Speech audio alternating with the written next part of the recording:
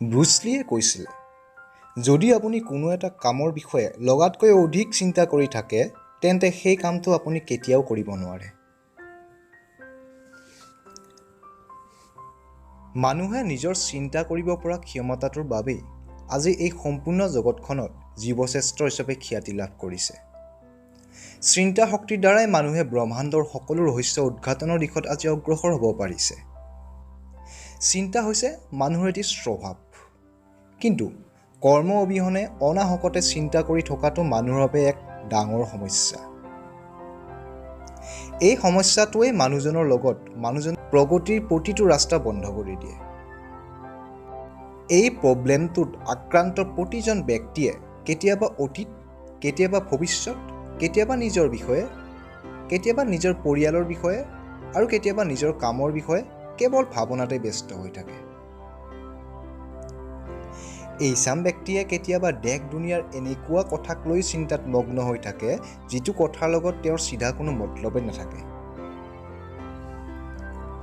এইচাম ব্যক্তিয়ে ভৱিষ্যতৰ কাৰণে এনেকুৱা কিছুমান প্লেনিং কৰি থাকে যে মানুহজন তাতেই ফচি যায় আৰু কনফিউজ হৈ পৰে। ফলত কোনো প্লেনেই তেখেতৰ কাৰ্যকৰী নহয়। বন্ধু, লগাতকৈ অধিক ভাবি থকা ব্যক্তিসকলে অলপমান অকলশৰীয়া হোৱাৰ লগে লগেই ততাতৈয়াকৈ চিন্তা কৰিবলৈ আৰু নিজৰ লগত কথা ক'বলৈ আৰম্ভ কৰি দিয়ে। হয়তো সেই মুহূৰ্তত মানুহজনে পুৱা ব্ৰাছ কৰিও থাকিব পাৰে, গা ধুইও থাকিব পাৰে, খাই থাকিব পাৰে অথবা ড্ৰাইভিং পৰ্যন্ত কৰি থাকিব পাৰে। অধিক চিন্তা কৰি থকা সমস্যাটোক মেডিকেলৰ ভাষাত ৰিউমিনেটৰ বুলি কোৱা হয়। যেতিয়াই ব্যক্তিজনে অত্যাধিক চিন্তা কৰে তেতিয়া তেওঁৰ ব্ৰেইনৰ শিৰাবোৰ সংকুচিত হ'বলৈ ধৰে। ইয়াৰ ফলত ব্যক্তিজন অলপতে ভাগৰুৱা হৈ পৰে। ইয়াৰ পৰা মানুহজনৰ টোপনি নোহোৱা, ডিপ্ৰেশ্যন আৰু দুশ্চিন্তাৰ সৃষ্টি হয়, যাৰ ফলত ব্যক্তিজন মানসিক ৰোগী হৈ পৰে। বন্ধুসকল, অভাৰথিংকিং সমস্যাৰ সমাধান স্বৰূপে আজি আমি কেইটামান পইণ্ট বিশ্লেষণ কৰিম। সেয়েহে আপোনালোকে ভিডিঅ'টো ধ্যানেৰে চাই থাকিব। স্বীকাৰ কৰক যে আপুনি লগাতকৈ বেছিকৈ চিন্তা কৰে। যদি আপুনি এইটো স্বীকাৰ কৰে যে আপুনি লগাতকৈ বেছিকৈ চিন্তা কৰে, তেন্তে এইটোৱে হ'ব আপুনি অভাৰথিংকিঙৰ পৰা হাত সৰাৰ প্ৰথম উপায়। যিকোনো সমস্যা সমাধান কৰাৰ প্ৰথম উপায়টোৱেই হৈছে সেই সমস্যাটোক ভালদৰে চিনি পোৱাটো। সমস্যাটো চিনি পোৱাৰ লগে লগে আমি তাৰ সমাধান যিকোনো প্ৰকাৰে উলিয়াওঁ। বৰ্তমানত থাকিবলৈ অভ্যাস কৰক। বেছিকৈ চিন্তা কৰি থকা ব্যক্তিসকলে কেতিয়াবা নিজৰ অতীতৰ কথা ভাবি ব্যস্ত হৈ থাকে, নাইবা ভৱিষ্যতৰ বাবে অলাগতিয়াল কিছুমান প্লেন বনোৱাতে ব্যস্ত হৈ থাকে। এনেকুৱা প্ৰকাৰৰ ভাৱনাৰ পৰা আমি বাচিব লাগিব আৰু বৰ্তমান যিটো চলি আছে তাত ধ্যান দিব লাগিব। এনেকুৱা কৰিলে আপুনি অভাৰথিংকিঙৰ পৰা হাত সাৰিব পাৰিব আৰু লগতে বৰ্তমানৰ প্লেনিংবিলাক ভালদৰে কামত লগাব পাৰিব। ব্যস্ত থাকিবলৈ শিকক। খালী সময়বোৰেই হৈছে আপোনাৰ অবাবত কৰি থকা চিন্তাবোৰৰ মূল কাৰণ। আপুনি নিজকে ব্যস্ত ৰাখক। লাগিলে আপুনি নিজৰ জৰুৰী কামবোৰ কৰক, নিজৰ চখ পূৰণ কৰক অথবা কিবা ক্ৰিয়েটিভ কাম কৰক।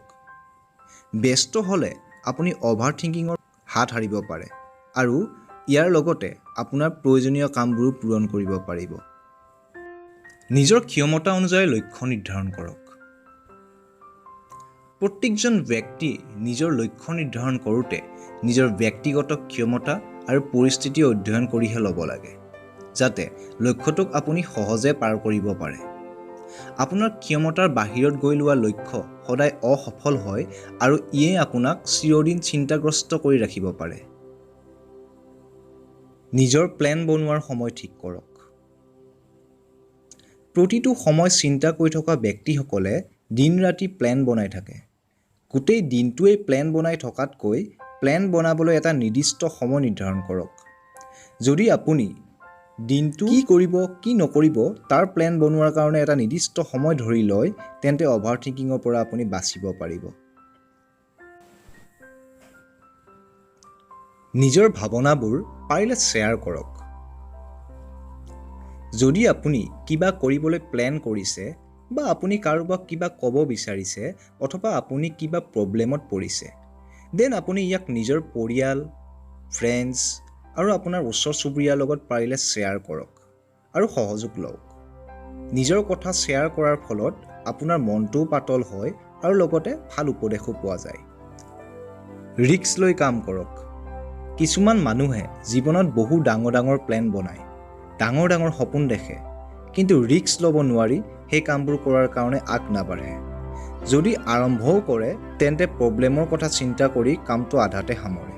এনেকুৱা মানুহে কেৱল ডাঙৰ প্লেনহে বনাই থাকে আৰু ফাইনেল কামটো কেনেকৈ কৰে তাক লৈ ভাবিয়েই চিন্তাগ্ৰস্ত হৈ থাকে। গতিকে বন্ধু, জীৱনত ৰিস্ক লওক আৰু আগবাঢ়ি যাওক। ফ্ৰেণ্ডছ, ভিডিঅ'টো চাই বাৰু আপুনি কেনে পালে কমেণ্ট যোগে নিশ্চয় জনাব। যদি এই কাহিনীটোৱে আপোনাক কিছু প্ৰেৰণা দিবলৈ সক্ষম হোৱা বুলি ভাবিছে তেন্তে অনুগ্ৰহ কৰি ভিডিঅ'টো লাইক কৰক, লগতে চেনেলটো ছাবস্ক্ৰাইব কৰক আৰু কাষত থকা ন'টিফিকেশ্যন বেলটোও প্ৰেছ কৰিবলৈ নাপাহৰিব। ধন্যবাদ।